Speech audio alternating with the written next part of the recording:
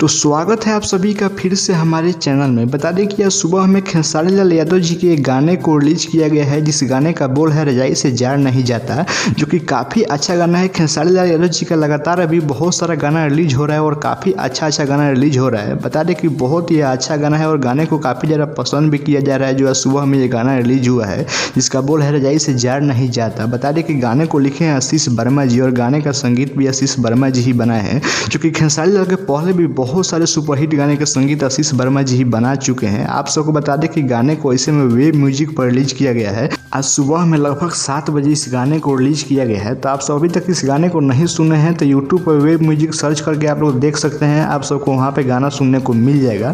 तो आप सबको गाना सुनने के बाद गाना कैसा लगता है कमेंट करके जरूर बताएं। खबर अच्छा लगे तो वीडियो को लाइक कर दें और वीडियो को शेयर भी कर दीजिए, और सही भोजपुरी की छोटी बड़ी खबरें देखने के लिए हमारे चैनल को सब्सक्राइब कर दें और बेल आइकन को जरूर दबा दें।